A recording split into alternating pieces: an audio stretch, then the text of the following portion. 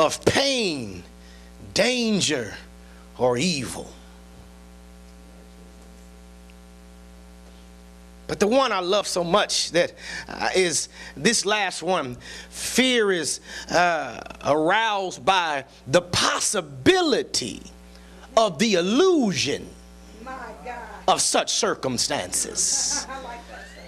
And what typically keeps people from being all that God has for them to be and for be able to birth what God has given them to birth is really not the entity itself. It's really not the problem itself. It's the illusion of what will and will not happen. Too many of us are afraid, and fear is hindering the birthing process of some of us. While some have their birthing process hindered by fear, others are birthing what fear produced. And you wonder, if you give birth to fear, why do you continually have the same gnawing, tugging feeling in the bottom of your soul, wondering, will you ever be satisfied? It is because fear has a way of hindering the birthing process, or fear overtakes the birthing process. And you give birth to what fear has deposited into your spirit. Well, what are the effects of fear? Well, fear causes people to experience hesitation. It causes people to experience stagnation.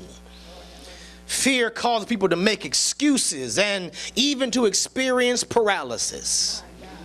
Hesitation, what do you mean? Sometimes because we are fearful, we are afraid or slow to move.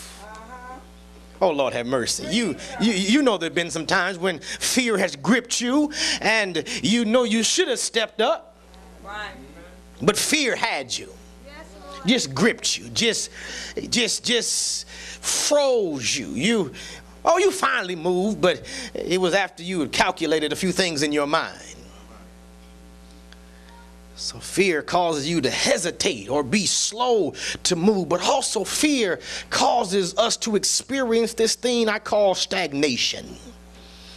And what is stagnation? Stagnation is being stuck in a former place of freshness.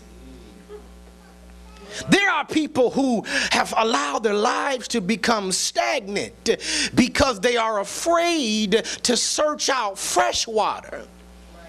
So I'll stay where the water has become stagnant because at least I know it's water there.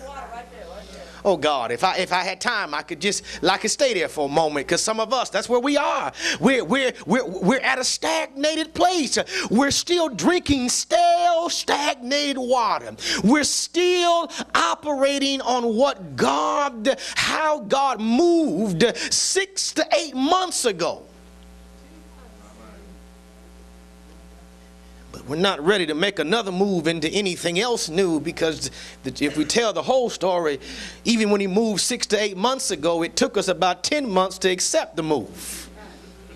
Y'all ain't talking to me. And so now here you are, camped out in a place of former freshness. And the problem for some people is some people don't even recognize when the brook dries up that it's time to move. They just stay there and they begin to complain that there's not water. But if you would have heard God, he would have told you where to go to get fresh what you have now begun to have stagnated. But also fear begins to cause people to make excuses. And what are those? The mental attempts to explain you not doing certain things. Oh, fear is what makes you come up with excuses.